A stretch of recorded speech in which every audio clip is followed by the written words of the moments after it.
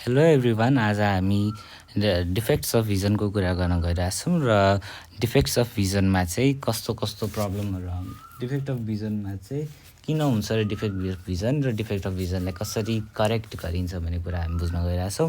सुरुमा defect of vision बुझ्नुभन्दा अगाडि हाम्रो भिजन चाहिँ कसरी हुन्छ, हामीले कसरी त्यति परको अब्जेक्ट पनि देख्छौँ र त्यति एकदम नजिकको अब्जेक्ट पनि देख्छौँ, त्यसलाई कसरी त्यसको पछाडिको फेनोमेननको बारेमा कुरा गर्छौँ, जसलाई हामी एकोमोडेसन भन्छौँ। So first we are going to talk about accommodation. Accommodation of eye भन्नाले चाहिँ आई चाहिँ दुईवटा कन्डिसनबाट गुज्रिन्छ। दुईवटा कन्डिसनको रेन्जभित्र गुज्रिन्छ। एउटा लिस्ट स्ट्रेन्ड हुनसक्छ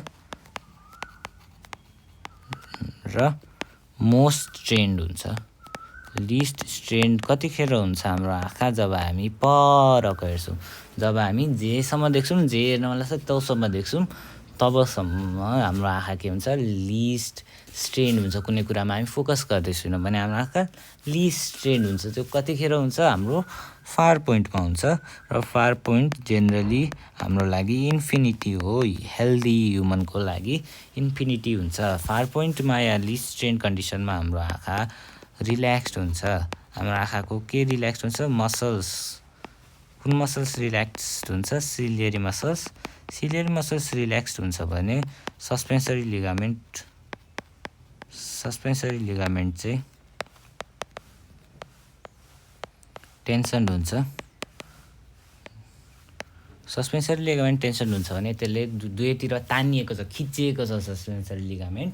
र सस्पेन्सरी लिगामेन्ट हाम्रो आँखाको कन्भेक्स लेन्ससँग एट्याच्ड हुन्छ भनेपछि हाम्रो आँखालाई पनि तान्छ। हाम्रो आँखाको लेन्सलाई पनि तानेर के बनाइदिन्छ, फ्ल्याट बनाइदिन्छ, थिन बनाइदिन्छ। सो हाम्रो लेन्स चाहिँ कस्तो हुन्छ भन्दाखेरि लेन्स फ्ल्याट हुन्छ लेस कन्भेक्स हुन्छ। लेन्स जब लेस कन्भेक्स हुन्छ तब त्यसको फोकल लेन्थ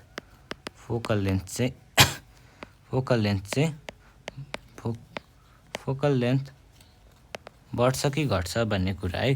फोकल लेन्थ बढ्छ कि घट्छ होला, फोकल लेन्थ बढ्छ। कसरी फोकल लेन्थ बढ्छ भन्दाखेरि चाहिँ एउटा फर्मुला हुन्छ, lens maker formula, 1/f = NL/NM -1 × 1/R1 - 1/R2 भन्नाले फोकल लेन्थ रेडियस बढ्दाखेरि बढ्ने रहेछ। दुईटै स्पियरको लेन्स स्पियरबाट भन्छ र जो स्पियरहरूको रेडियस बढ्यो भने फोकल लेन्थ पनि बढ्ने रहेछ। र जुन थिक लेन्स हुन्छ, जुन फ्ल्याट हुँदैन, त्यो चाहिँ सानो रेडियसको स्पियर्सबाट भन्छ। एउटा हामी हेरौँ यसरी,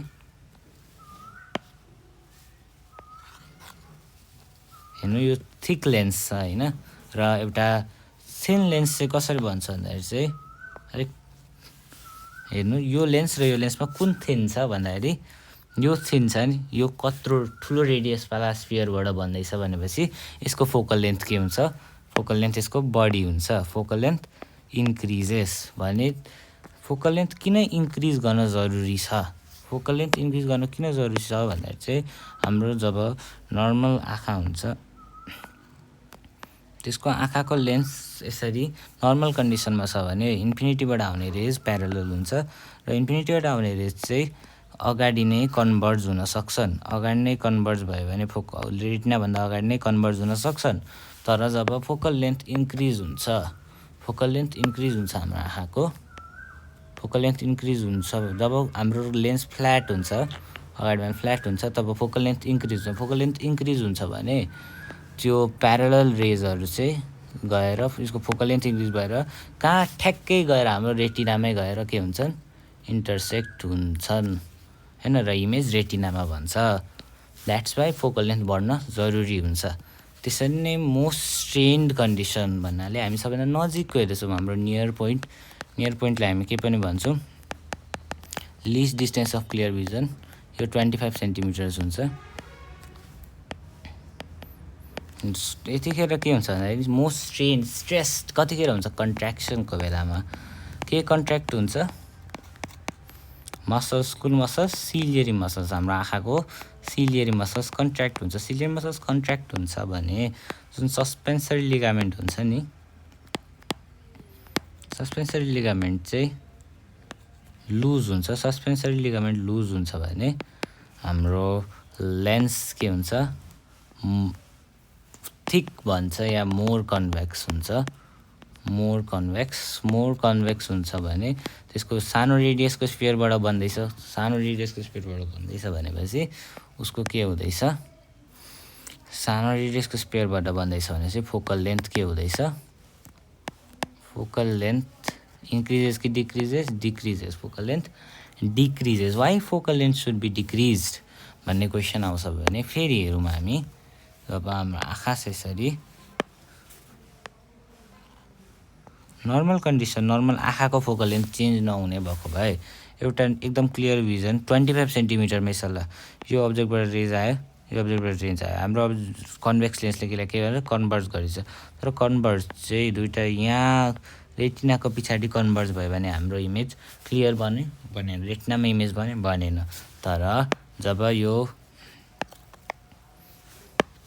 लेन्स हाम्रो थिक हुन्छ, मोर कन्भेक्स हुन्छ, यसरी तब यसरी कन्भेक्स, मोर कन्भेक्स हुन्छ, यसको फोकल लेन्थ के हुँदैछ, डिक्रिज हुँदैछ। फोकल लेन्थ डिक्रिज हुँदैछ भनेपछि यो अगाडि नै कन्भर्ज हुन्छ। कति अगाडि, ठ्याक्कै कहाँ हुन्छ, ठ्याक्कै रेटिना अगाडि, रेटिनामा कन्भर्ज हुन्छ। So that's why focal length should be decrease. र फोकल लेन्थ किन डिक्रिज हुनुपर्छ भन्ने कुरा अझै हामीले डिटेलमा पढ्दाखेरि यो जस्तै सिलियरी मसल्स भयो, सस्पेन्सरी लिगामेन्ट भयो। यो जब सिलियरी मसल रिल्याक्स्ड हुन्छ, सस्पेन्सरी लिगामेन्ट, यो लिगामेन्ट तानिएको हुन्छ र लेन्स के हुन्छ हाम्रो थिन हुन्छ, thin.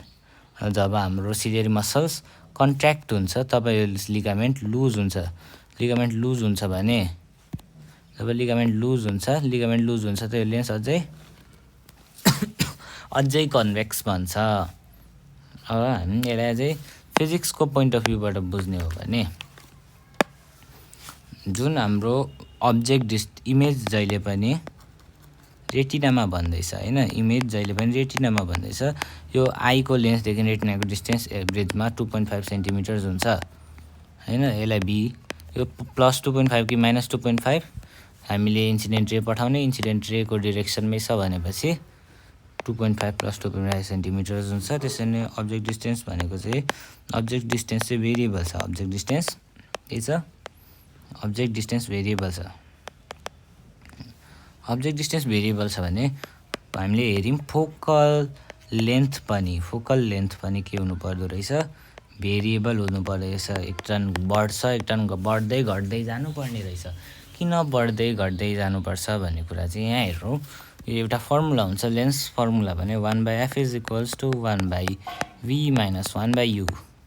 So here 1/v is always constant and this is always variable, यानी 1/f is always variable। 1/f जहिले पनि भेरिएबल हुन्छ। कतिमा भेरी गर्छ भने फोकल लेन्थ चाहिँ 2.5 सेन्टिमिटर्सदेखि के लेख्छ, फोकल लेन्थ चाहिँ 2.27 देखि 2.5 सेन्टिमिटरसम्म भेरिएबल हुन्छ र हाम्रो पावर चाहिँ 40 डायोप्टरदेखि 44 डायोप्टरसम्म भेरिएबल हुन्छ। सो यो जुन फोकल लेन्थ र पावर भेरिएबल छ due to the contraction and relaxation of ciliary bodies र ciliary muscles, it is known as the accommodation of eye. र जुन यो एकोमोडेसन अफ आईको प्रोसेसमा कुनै डिफेक्ट आयो भने, यानि हाम्रो सिलियरी मसल्स मजाले कन्ट्र्याक्ट गर्न सकेन, मजाले रिल्याक्स गर्न सकेन भने चाहिँ के हुन्छ, हाम्रो आँखाले क्लियरली परको या क्लियरली नजिकको देख्न नसक्दाखेरि डिफेक्ट्स अफ भिजन आउँछ। र त्यो डिफेक्ट्स अफ भिजन भनेको कुन कुन हुन्छ र त्यसलाई कसरी क्योर गरिन्छ भन्ने कुरा हामी नेक्स्ट भिडियोमा जान्नेछौँ।